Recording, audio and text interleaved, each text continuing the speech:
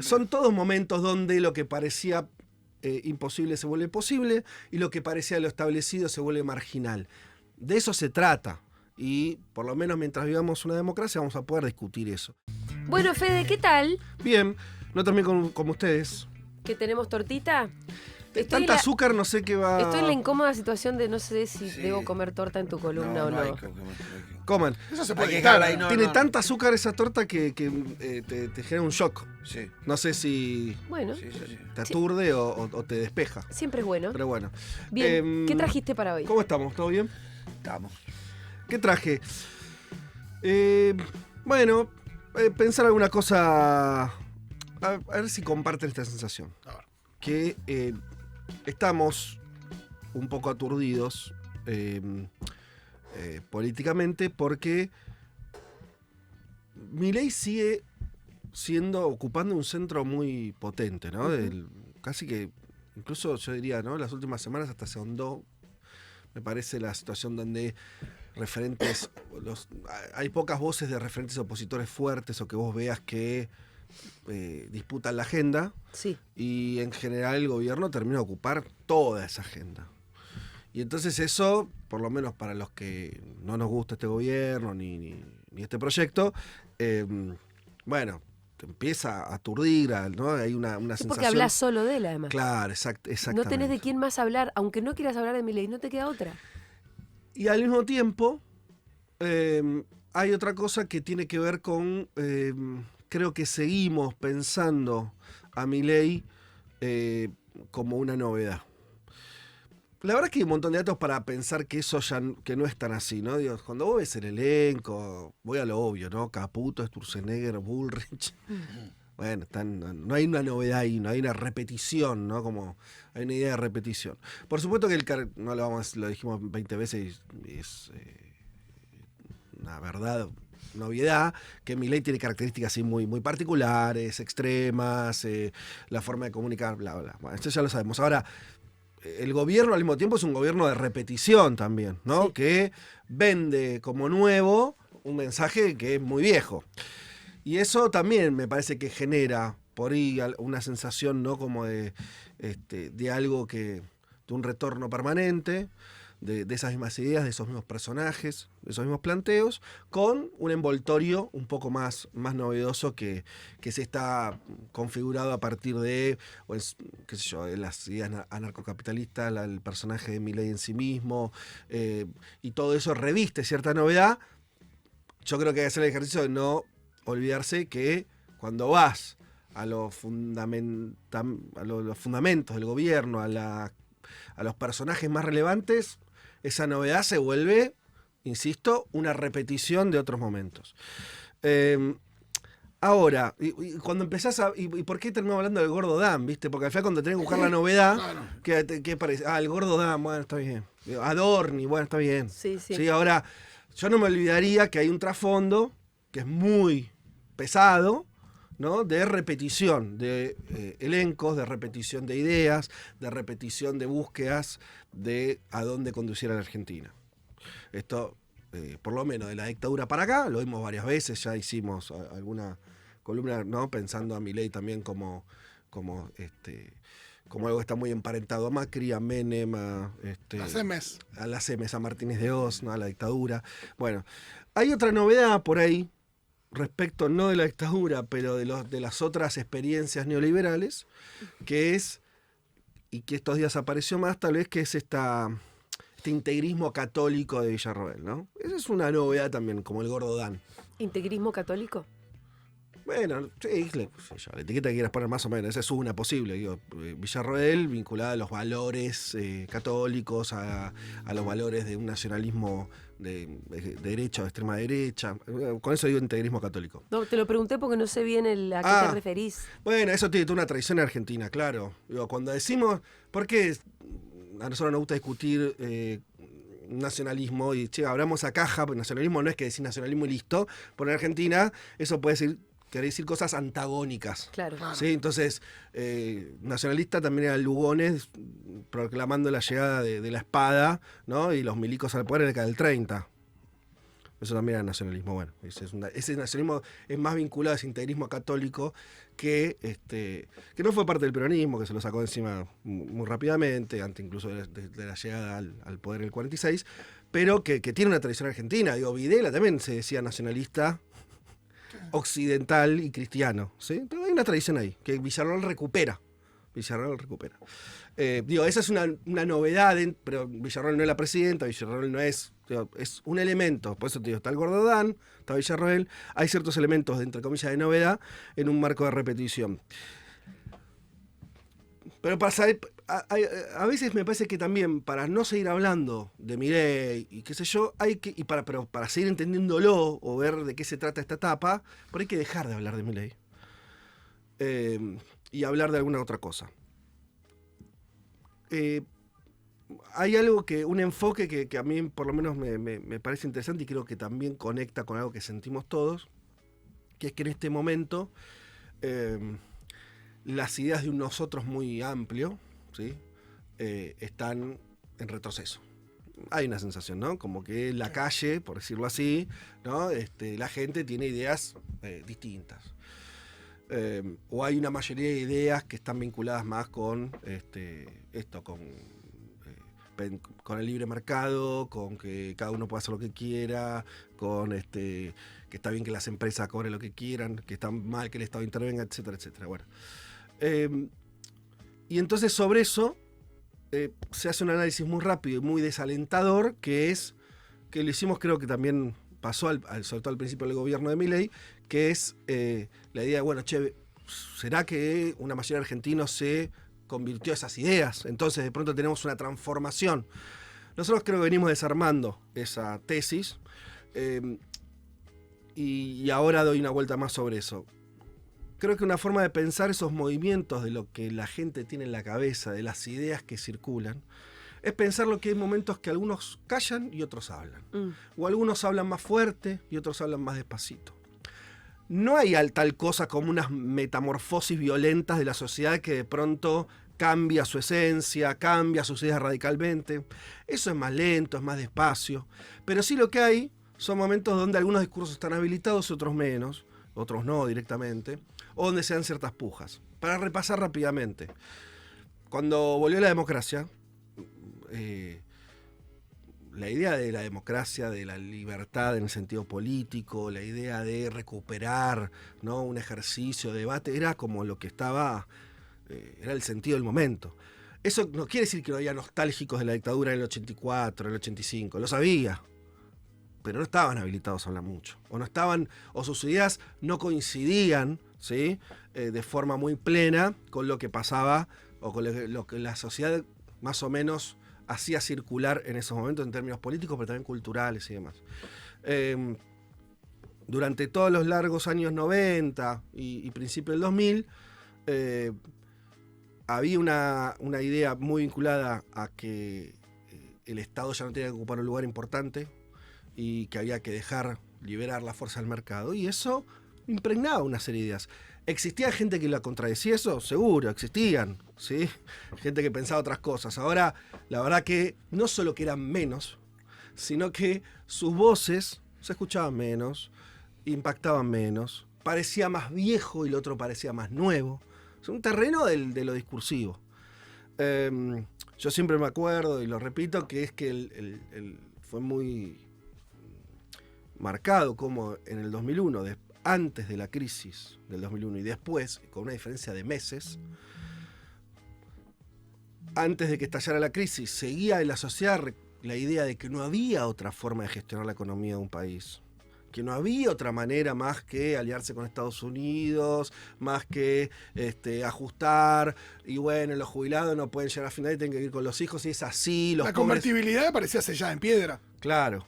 Y yo no hablaba de la convertibilidad, está perfecto lo que te quiere decir que no solamente la cuestión de medidas, sino también de ideas, ¿viste? Como de lo posible, estaba muy achicado, y ahí por eso es la razón de que todos terminaban convalidando la convertibilidad, sean del partido que sean, ¿no? Pero ese consenso del 2002 no existía más. Y se había cambiado, y entonces parecía que casi todos, digo, nunca era así, pero había una mayoría donde se reclamaba otra cosa, ¿no? Se reclamaba otra cosa. avanzando en el tiempo, yo identifico un momento que para mí está subanalizado, que es el 2008, donde yo detecto que ahí está el germen un poco de lo que estamos viendo en términos de ideas. El 2008 que se venía, había ya pasado la crisis del 2001, el consenso neoliberal se había dañado, circulaban ideas mucho más aceptadas respecto a que el Estado tenía que intervenir, que Argentina podía desarrollarse, bueno, etcétera, que había que distribuir el ingreso, ¿no? Eran ideas muy aceptadas y que era incluso en territorios ideológicos contrarios había que hacer malabares para contradecir esas ideas, por más que se pensara otra cosa. El 2008, o sea, las protestas del campo y todo lo que se ve ahí, empezó nuevamente a habilitarse un discurso un poco más antiestatista.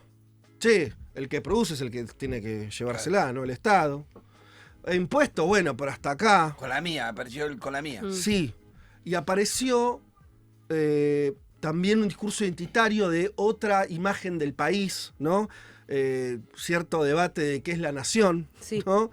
La nación son los trabajadores y no sé qué, o es el campo, ¿no? Bueno, y ahí me parece que desde sectores que siempre estuvieron en contra del peronismo, de los proyectos más distribucionistas y demás, o igualadores, empezaron a encontrar a partir del 2008 el lugar donde anclar, de a poquito.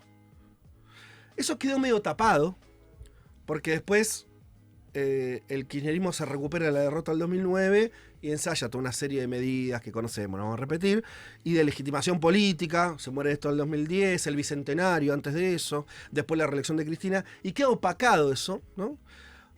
Pero ahí me parece que empieza un primer momento histórico donde ciertas ideas más liberales empiezan a encarnar, ¿no? Fue la época donde Cristina dijo háganse un partido y ganen las elecciones. Sí, claro, también. Justo ahí. Pasa que, por ejemplo, en 2011, como Macri no compite, todo eso tampoco se ve, no Claro. termina de verse, pero Se estaba armando. Se estaba armando, pero en el terreno O de sea, las ideas... existía, pero se estaba organizando más. Sí, y en el terreno de las ideas, de la circulación de ideas, ese consenso que se había formado después de la crisis del 2001, donde, el Estado tiene que ayudar a hacer esto, los pobres tienen que poder comer, tiene que haber laburo para todos, el salario tiene que aumentar, empezaron algunos sectores a decir, bueno, no sé, como una disputa. No pasó como en otros momentos donde unos se tuvieron que callar del todo y otros recuperaron la voz, pero empezó una puja donde en términos políticos no se veía tanto porque el kirchnerismo todavía era muy potente.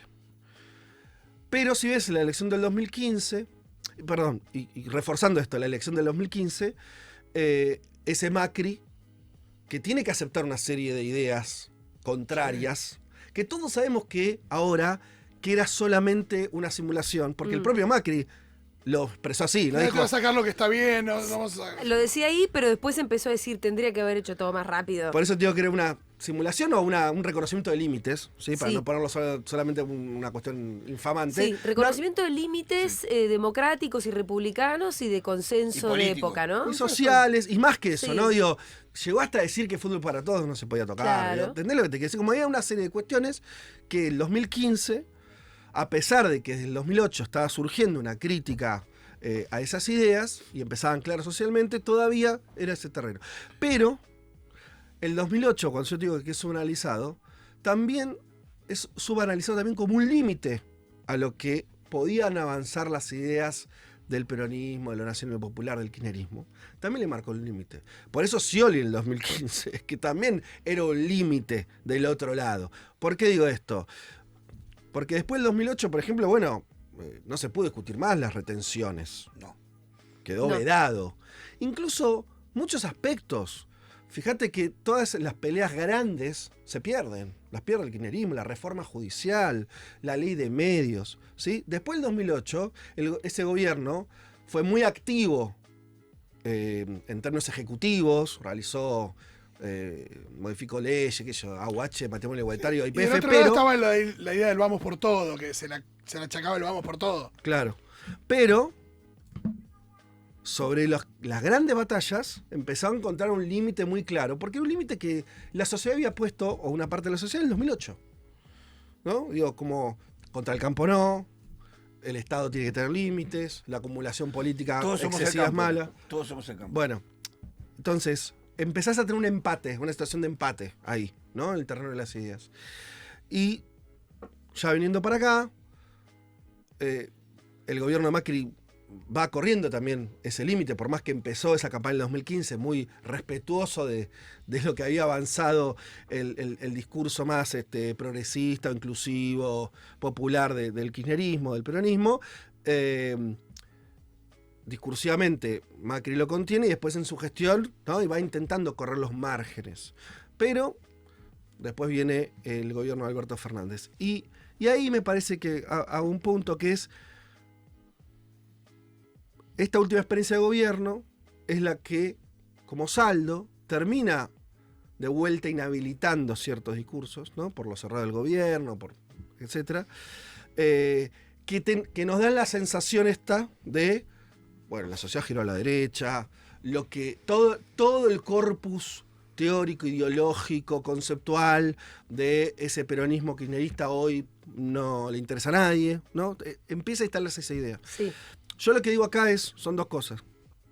Una, registrar que estos oleajes en las ideas de la sociedad son permanentes, que no es tanto una modificación abrupta de lo que piensan millones de personas de un día para el otro, sino creo que funciona mucho esto de hay momentos donde algunos discursos están más habilitados y se escuchan más, y otros momentos donde son otros los discursos que son más aceptados, y estamos viviendo un momento donde son aceptados estos discursos más girados a la derecha, a lo que definíamos recién.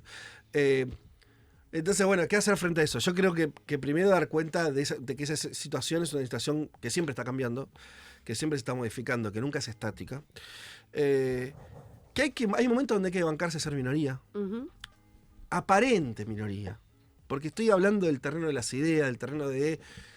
No, todos suponemos que hoy, no sé, un taxista, un verdulero, un laburante piensa de determinada manera, bueno, es un poco una recreación, eso es un poco, ¿no?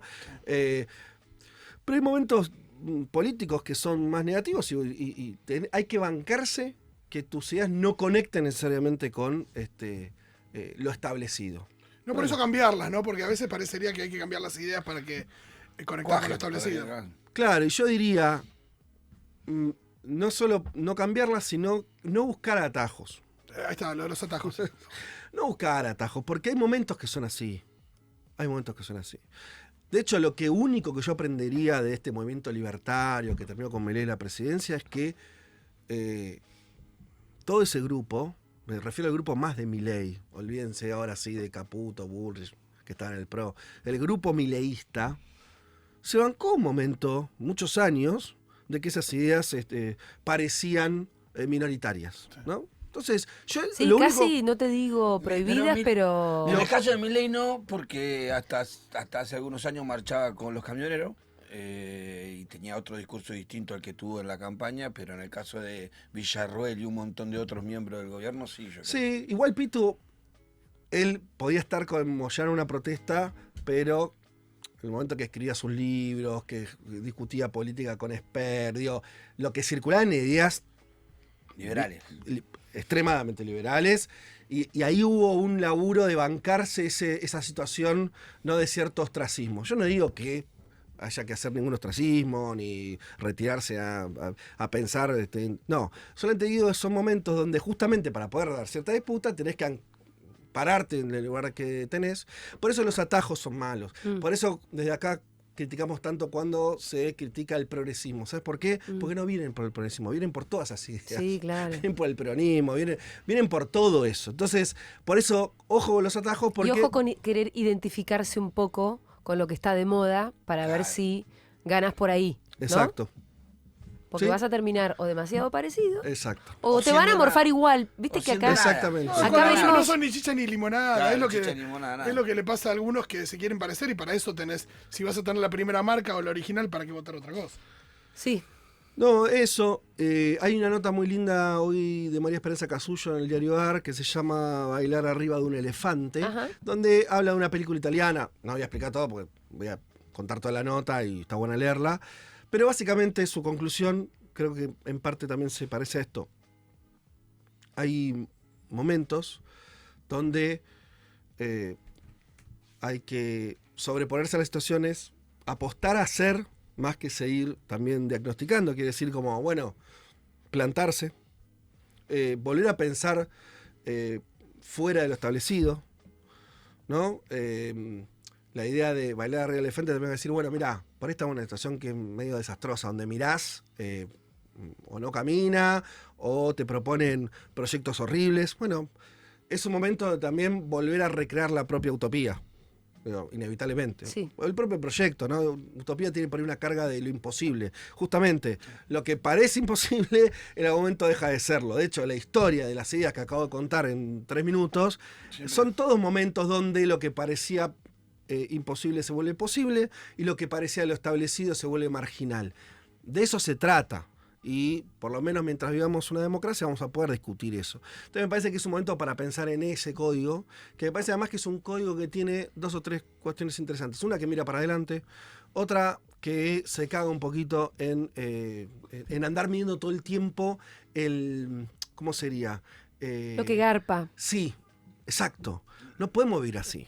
No se puede andar midiendo, ¿no? Porque es una... Sos rehén, sino dejá de ser dirigente si haces todo lo que dice la gente, dejá de ser comunicador si lo que vos decís es lo que quieren escuchar. No, porque lo que garpa es la autenticidad. Es comunicador, el dirigente dirige y comunica, no hace lo que quiere la gente. Y porque lo que a veces no garpa está de acuerdo. Porque lo que garpa es la autenticidad también. Hay algo respecto de mirar a una persona que cree en lo que está diciendo, que es muy potente, y probablemente mucho de lo que Milei tenga que ver con eso. Sí, yo saliéndome de las grandes figuras, digo, es un momento para, ¿viste cuando se dice, bueno, lo de las redes sociales, hay que ser del algoritmo? Bueno, todo esto, en realidad, el problema de lo algorítmico es que te lleva siempre a revalidar lo que ya está validado. Total. Entonces digo, bueno, hagámoslo, hay que hacerlo inverso en términos políticos. Porque si vos vas a lo que hoy estaba aparentemente validado, y yo digo, remarco lo de aparente porque esas mayorías son relativas. Digo, de hecho, con esto cierro. Hasta me parece que el peronismo está mejor de salud en términos de su estructura política o de sus chances electorales el año que viene, de lo mal que está en términos identitarios y de un rumbo. Sí. Si yo tuviera que pensar qué es lo peor que heredamos de la experiencia de Alberto Fernández, es no saber para dónde hay que ir. Porque la verdad que Alberto Fernández dio una entrevista ahora hace poquito y defendió cosas que son defendibles de su gobierno. Por ejemplo, la industria. No le falta mal a la industria. Por decirte algo, ¿no? Otras cuestiones. Digo, como todo gobierno tiene algunas cosas malas o buenas. Ahora, lo que evidentemente no tuvo es un rumbo. Y eso me parece que es un poco la herencia negativa que tenemos ahora todos los que estamos del otro lado. Es decir, che, ¿y para dónde vamos? Y todos balbucean. Te voy a decir más. Acá cuando estuvo Máximo yo creo que fui muy insistente en la pregunta de ¿y ahora qué? Y creo que fue, con todo lo sólido que es Máximo Kirchner, en la que menos respuesta me dio. Porque no es un problema de Máximo Kirchner solamente. No. Es un problema que nos atraviesa a todos. Es para dónde ir, cuál es el rumbo. Y eso no puede, insisto que eso no puede saldarse con atajos. Tiene que haber algo que sea disruptivo, que nos permita pensar de nuevo ciertas cuestiones, que nos permita no traicionar lo que somos para querer ser de vuelta. Es un ejercicio más complejo. Pero me parece que estamos parados en ese punto y me parece que es mejor eso que seguir mirando el circo de Milei todos los días, ¿no? Muchas gracias, Fede Vázquez. 100% real, no fake.